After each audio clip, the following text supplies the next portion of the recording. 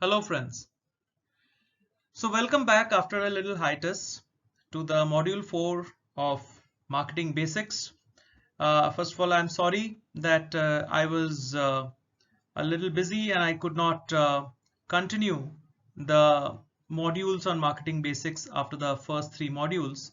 But now I'm back and today we are going to study something interesting. And before that, let's see what have we studied so far. So today our discussion is going to be about how to understand consumer needs. So what have we learned so far? So we started our module 1 by understanding that what is the role of marketing, because there is a lot of misconceptions about the role of marketing, and we summarized it that the role of marketing in business is primarily to positively influence the purchase decision of the consumer or the customer, and hence the role of marketing is equally important whether it is a B2B business or it's a B2C business. The second module, we try to then understand that okay, if this is the role of the marketing, then how do we really understand the decision making dynamics in any business, and there we could identify various roles that different people play in ultimately leading to a decision to make a purchase. And that's where we understood that in a decision making dynamics, there is an influencer, there is a decider, there is a shopper, and there is a user. And as a marketer, if these 4 people are different, then you need to have, and all of them play an important role in influencing the final purchase decision, then you need to have a marketing program for each one of them. And sometimes, or most of the times, there are overlaps. The decider and the shopper could be same, or the shopper and user could be same, or an influencer and decider could be same or could be different. So in this module we really understood that how does one person, one customer or consumer finally ends up making the purchase decision, and who plays the role of an influencer, decider, and finally who is the shopper, and finally who is the user. So this is what we learned in the module 2. And then in module 3, we studied and understood that okay, now that I know the decision making dynamics, I know that who is the influencer, who is the decider, who is the shopper, who is the user. Then we move to the next level where we tried and understood how to go about segmenting these audiences, because you can't be targeting everybody, because if you try to target everybody, it is commercially not possible, and second, you will be lost. So therefore it will be very important, it is very important to break the universe into subgroups which we call as segments, and we call it as a segment because those subgroups may exhibit similar needs. And we studied about how to go about it, and we studied some interesting simple techniques to do segmentation. So that is what we have studied so far, and today we are going to go to the next stage, that now that we know that okay, who is our consumer or who is our customer, we have also understood that which customer segment or consumer segment we want to target. But does that really finally influence, is that enough to influence their decisions? Now, and the clear answer is no. If you just know that this is the customer segment, this is the consumer segment, and you take something to them, you propose them a certain product, doesn't necessarily mean that they are going to buy your product. And the reason behind it is this, that everybody has certain needs, and unless brands understand those needs, you will never be relevant to your target customer. So it's as simple as, uh, even for that matter, those who are old like me, I mean, I will not be able to hold a proper conversation with my child if I don't understand my child's needs. So similarly, in day-to-day life, even for brands, if you are not understanding the needs of your consumer, you will not be relevant to them, and therefore you will not be able to influence their decisions. And what do we really mean by understanding needs? Understanding needs is very simply understanding the problems of a consumer, understanding the aspirations of a consumer, trying to be relevant either to the logical mind or to the emotional heart. So that is really, the summarization of what do we mean by when we say needs. And in a crowded and competitive world, consumers always have choices, right? I mean, if I have to, and think about it, I have to buy an ice cream. I have got so many choices. I can either buy a branded ice cream, I can buy an unbranded ice cream. In branded ice cream, I can buy a Amul, I can buy a Quality Walls, I can buy a Haagen-Dazs. I've got so many choices. So the key question is that when you have so many choices, there must be some logic that I as a consumer might be putting in to choose a certain brand, right? And that's how I end up buying a certain brand. And that's what we call as relevance, right? Relevance means that you are solving some problem or satisfying some aspiration in that consumer's mind, because of which that consumer positively disposes his or her decision towards your brand, right? So example, like sticking to the example of ice cream, maybe I as a consumer look for high indulgence when it comes to ice cream. Ice cream for me is indulgent, and therefore I don't really worry about how much it will price, but I really want a rich creamy taste. I want different kind of taste of different fruits, different flavors, and that, I don't mind paying a premium for that. So for if I am that kind of a consumer, maybe an Haagen-Dazs or a Baskin Robbins is going to attract me. But on the other hand, if I am a consumer for whom ice cream is just a dessert, I don't really care about some indulgent flavors. For me, a typical vanilla is good enough, and I just want a quick bite. I don't want to spend a lot of money. For me, an Haagen-Dazs or a Baskin-Robbins may not be that relevant, but an Amul may be relevant because Amul gives me good ice cream. May not be so many different flavors, but decent flavors. It tastes okay, and it also is pretty easy on the pocket. So I just demonstrated to you that in every category, in every industry, consumer have choices, and the role of the brand then becomes that how do you become relevant to that consumer. And you can only become relevant to a consumer if you understand and then solve a relevant need. And as I said, that need could be a problem, need could be an aspiration, and you are solving that. You are only solving that need which other brands are not solving. Because if you are also going and giving another indulgent ice cream at the same price, then you are really fighting a tough battle, because already there is an Haagen-Dazs or there is a Baskin Robbins. Why would the consumer choose a third brand which is also offering everything same?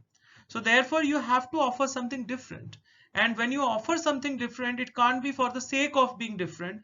It has to be relevant to that consumer. uh, that need has to be relevant to that consumer, right? I mean, so that is very important, and that is really is the job of a brand.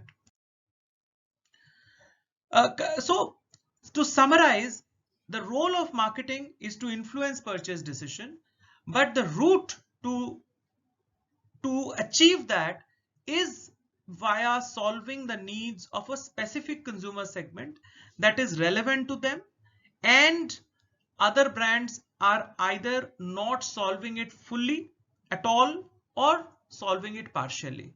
So this is really, now summarizing, this is the job of a brand.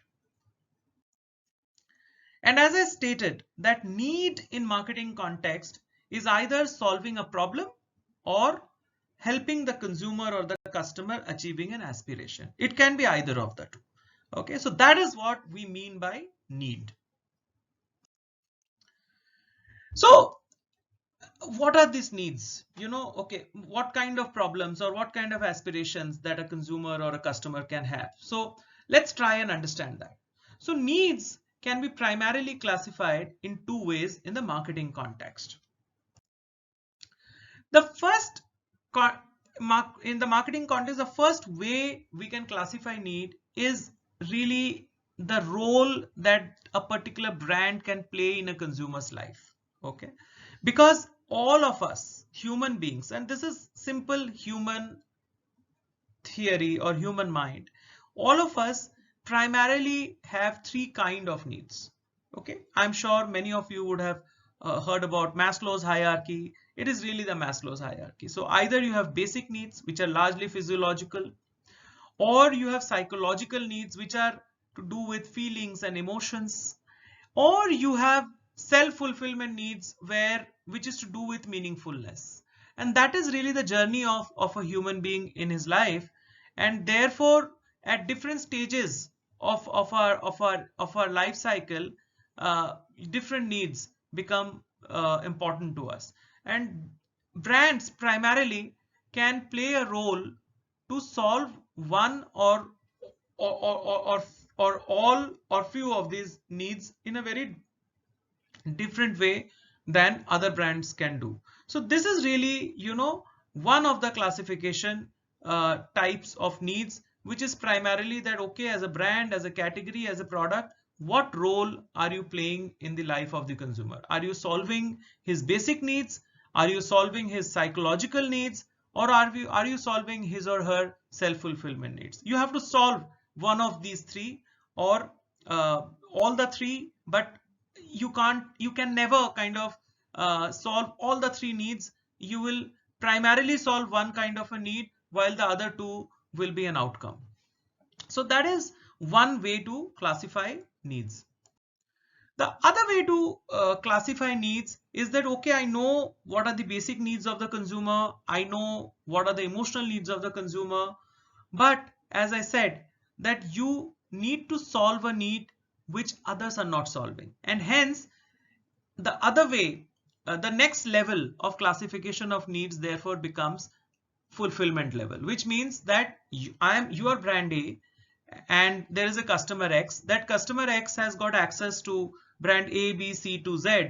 Okay, and you got to really figure out that these are the different needs of the consumer, but which are those needs which either is being completely unmet, or it is being partially met. Okay, uh, those are the needs which you need to look for, because when you look for those needs, you will be able to offer the consumer a relevant solution, right? The other, in sometimes in some categories which are mature categories, you may struggle to find such unmet needs or partially met need. There, almost all needs may be fully met. So there are ways and means, even in such situations, how the brands can be relevant to a consumer. We will discuss that, in some time, possibly in the next module we will discuss that in detail.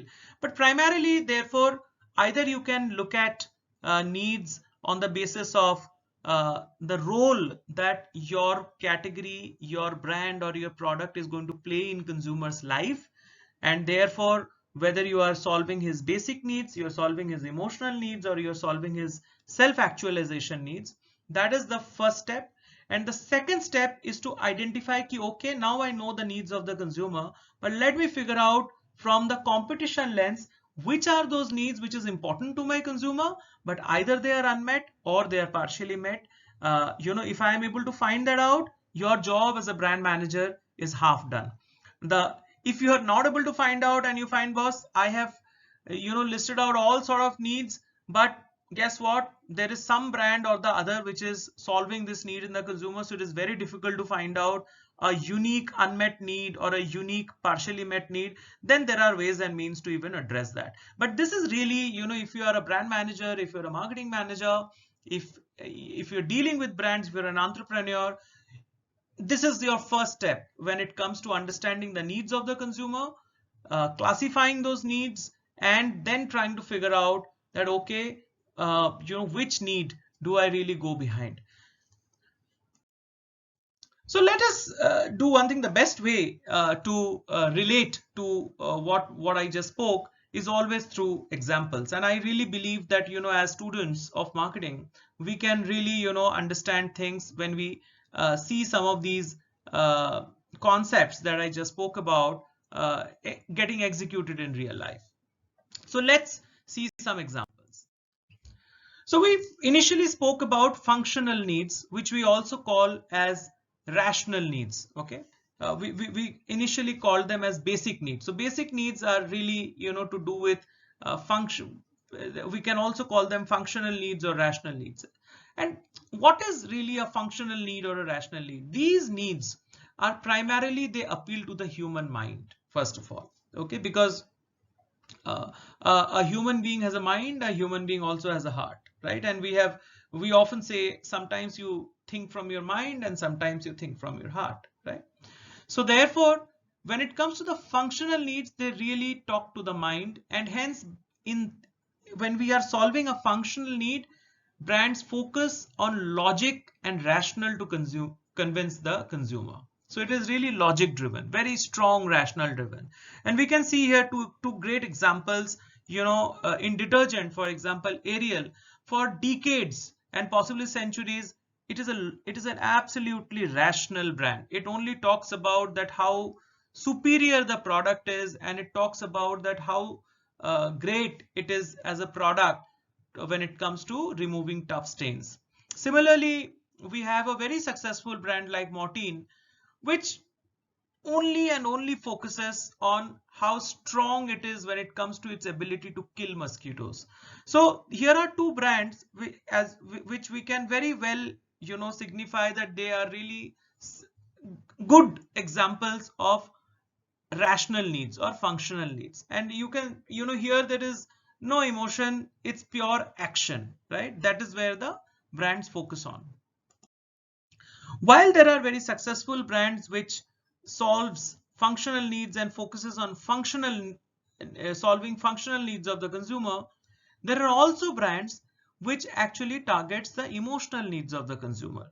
And I have consciously chosen two brands from the same category, detergent and mosquito repellent, for you to be able to see the difference, right? And in this case, when it comes to emotional needs, these needs appeals primarily to the heart, right? The earlier one, functional or rational needs, appeals primarily to the mind, but uh, emotional needs appeals primarily to the heart. And here brands focus on feelings and emotions to convince consumers. So unlike the rational needs where brands focus on logic and rational, here brands focus on feelings and emotions to convince the consumer.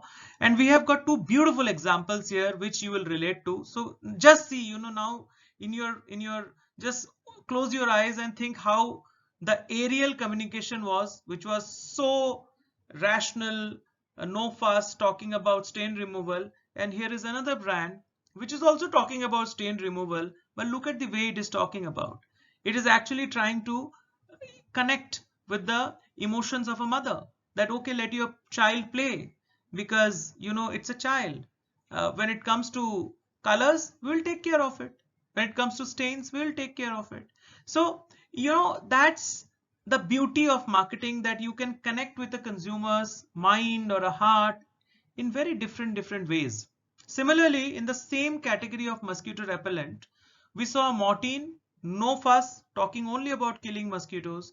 But here is a brand, Good Night, which is talking about a happy family, right? So it is trying to connect to the same consumer emotionally, and both brands are highly successful. So therefore, and maybe they connect with, definitely they connect with, and their consumer bases are very different, right? So this is what we understand by emotional needs. Coming to spiritual or self-actualization needs, so there are also brands in there, and typically spiritual or self-actualization needs come are addressed by brands when brands really become mature or categories really become mature. That is typically when brands focus on self-actualization needs or spiritual needs. So what are self-actualization or spiritual needs? Really, in a way, we can say that self-actualization means that you feel yourself that your life is meaningful. So therefore, these needs go beyond the heart and try to connect to the soul of a human being, right? This needs really are primarily appeals to the soul of the human being, and therefore brands generally, when you are trying to connect to the soul of the consumer, when you are trying to position yourself in solving a self-actualization need of a consumer, you focus on a certain cause, on a certain belief system that adds meaningfulness uh, to the lives of consumers. And that is how you try and convince consumers in this case. So again, I have got two very nice examples. So one I have got on the right is Dettol. So Dettol, over a period of time, it is a brand which started being antiseptic, then it started talking about hygiene, and now it is associating itself with a very strong cause, that every time when you are using Dettol, you are actually cleaning India, you are making India a clean country. Now suddenly it has therefore moved from a functional payoff of hygiene and antiseptic and less diseases to something where you as a consumer feel that actually by buying Dettol, I am contributing to making my country more hygienic, my country more clean. And suddenly, therefore, you add a lot of value uh, to the occasion of buying this brand, because now you are not buying this brand only for yourself, you are buying the brand for the country. And that is a different kind of a feeling that we have in our minds, which just makes this purchase decision far more meaningful, because you feel that by doing this you are contributing to a larger cause, and hence there is a certain self-actualization benefit that you are seeking out of this purchase, which is much more than the transaction of just buying a soap or a hand wash.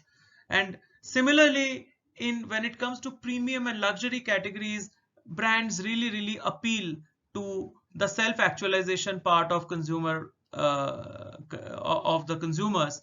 And here is an example of a brand like Tom's, which actually talks about that by every time when you buy a Tom's product, uh, or let's say a Tom shoes, you are helping to get a child who is actually in need of shoes, you are helping the child to get that kind of a pair of new shoes. So it is almost like a social cause, that I am buying a very premium product, but guess what, that every time when I'm buying this premium product, I'm helping someone else who actually needs it. So this is, this just makes your purchase decision beyond functional benefit or emotional benefit. It goes to a different level, where by making this decision you are actually adding meaningfulness to your life itself, because you feel that you're doing something, something of a greater cause. So this is what we really understand by self actualization needs.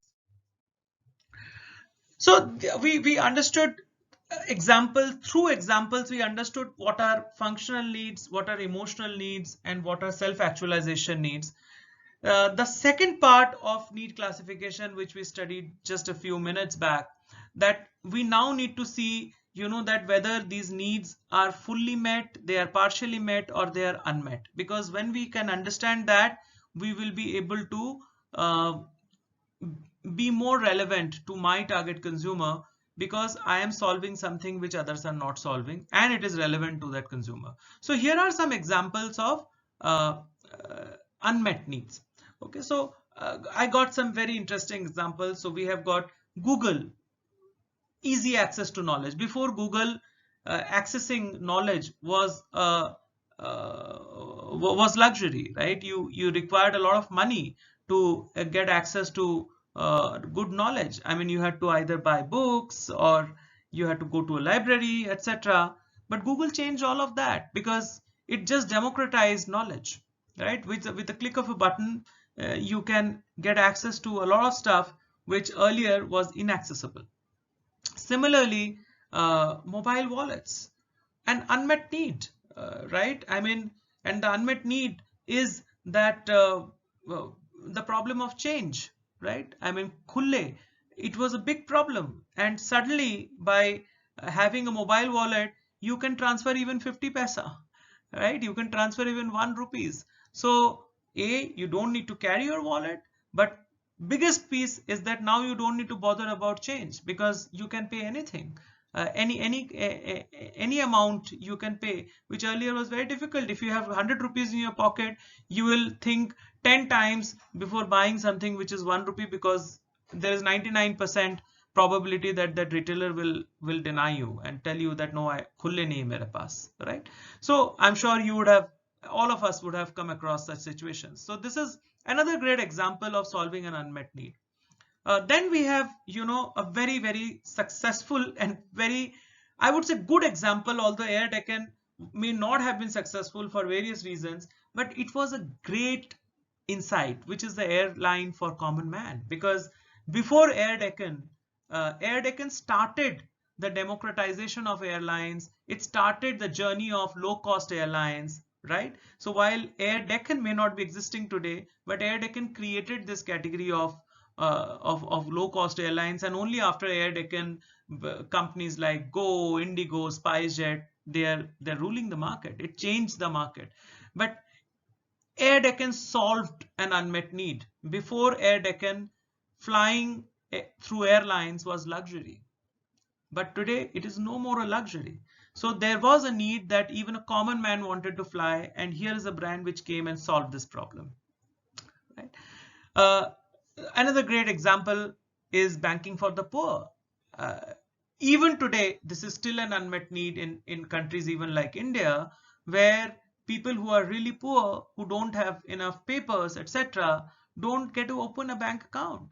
And that was an unmet need among a certain segment of people. And here is a brand like Grameen Bank in Bangladesh, which comes and launches a bank which is for the poor. So these are some, outstanding examples of unmet needs. And as marketers, you need to keep your eyes and ears open for unmet needs, because if you can solve an unmet need, your brand is going to be a sure shot success, provided you get your business model, your product also right, right? I mean, because I have got an example like Air Deccan, which may not have worked well because it may not have created the right product while it had the right idea. Sometimes that also happens. Coming to partially met needs. So partially met needs mean that the need is getting solved, but not fully. So here are some very interesting examples. So let's start with Saffola masala oats. So it is not that Saffola was the first oats in the country, but guess what? That oat consumers were buying oats and eating oats because of health, but they were still missing that taste, because Indians at the end of the day uh, want health, but they don't want to fully compromise on taste, because our taste buds are far more, uh, I would say, versatile compared to many other parts of the world. So therefore, here comes Saffola, which creates a unique product which gives you that same healthy benefit of eating something which is low calorie and doesn't have cholesterol, but it just made the product more tastier, so that it also appeals to your taste buds as much as it appeals to your health, right? Uh, Similarly, we have Bajaj Almond. I mean, this brand became big because it solved one problem which was partially met. That yes, women were using hair oil because they wanted nourishment. But guess what? As India was becoming more and more progressive, and girls were going out, they were partying, they were going out for work, and they became more fashionable. They also became more conscious that whether their hair is looking sticky or it is, soft, shiny, bouncy. So that's where came the need that I want nourishment, but I don't want this stickiness.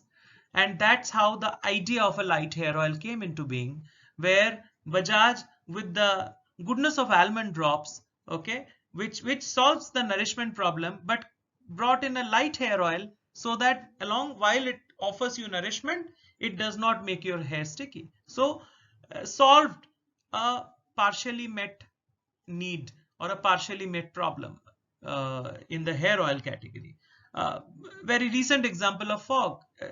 There were brands which are offering fragrance through deodorant, but guess what? That there was a consumer benefit which fog identified, that while the consumer was consuming a lot of brands which were offering them good long lasting fragrance, but the deodorant bottle was really getting over very fast. So they wanted the deodorant bottle to last longer. And that's how came the whole proposition of long lasting deodorant, or no gas deodorant. That the bottle, instead of 30 days, would last for 45 days, while it will still give you the same fragrance. So again, a partially met need got solved. Beer. I mean, everybody wants to drink beer, but guess what? That I want to have beer, but I want to have a little, I don't want to live with the guilt of adding calories. So came the idea of light beer, right? So these are great examples of uh, solving a partially met need, where consumers' need are already met, but they are met partially, and hence brands come and plug that partial gap, or plug that gap which is not getting fully met, right? Finally, let's move to what brands do when in a category where the needs are fully met. So that's, and I discussed this, that when this is the kind of situation you face, you have to really think hard of bringing a superior solution, right? And superior solution could be a completely new product with better features. That's what superior solution is all about, and it has also happened in various categories. This is the most hardworking part. So you have to be more creative. You have to really, be great in imagination. You have to have ability to create high quality products, and if you have that, you can even compete in a very very mature category where it is very difficult to find an unmet need or partially met need. And here we have got some good examples. So iPhone, the most famous example, which before that also people could call using a normal mobile phone, but here came iPhone, which just gave you a superior solution. It gave you greater features that nobody had imagined, that you can have a phone with a with a touch screen on it. So it is a phone from which you can not only call, you can see videos on it, you can send you can do video calls on it. So it just changed the way people started looking at phone, because it was far superior in terms of features. Similarly, let's take an example like Hyundai. It came up with fluidic design, where it just differentiated that at the same cost I'm giving you design which is far more contemporary, and it really caught the attention of the target consumer. And in the sedan segment, Hyundai really kind of did well, only through superior design. In the olden days we had HMT, but then came quartz watches, simply a superior technology, right? Or in the olden days we had Robin Blue, which used to make our clothes brighter, but came Ujala, simply more superior technology, which with just four drops of Ujala, you could get the same brightening instead of using a lot of Robin Blue. So clearly, each of these examples are examples in categories which before that were quite mature, but a brand came and gave a far more superior solution, and they could gain market share. I think this I'll keep for later, while it is there in this example, that sometimes you have to be far more creative to think about creating a new need. But this is something that I will possibly talk in the next module. So to summarize, so far we have discussed that brands only become relevant when they solve a relevant need not solved by competitors. That is very very important, right? Otherwise, many a times as marketeers we speak about that we'll solve this need, but guess what, 10 other brands are also doing the same thing, so therefore you will not really cut eyes. Okay. And needs are unsolved problems, or unachieved aspirations. That is what needs are all about in a marketing context. And needs can be classified on the basis of whether the role that your category, your service, your brand can play in consumers' life, which we discussed, basic psychological self-actualization, or needs can also be classified basis the fulfillment level by competitors. So find the unmet need, find the partially met need. Okay, so this is what we studied today in our module 4, which was about understanding consumer needs. And in the next part, what we are going to discuss, because we have discussed what is need, how to look at needs, how to classify needs. We looked at some examples, but the biggest part is how do you discover and uncover these needs and then tap into them. And this is a process, this is a technique which we are going to discuss in our next module. Till then, have a great week ahead, have great day, stay healthy, stay safe, and enjoy your life and make it more meaningful every day. Thank you. All the best.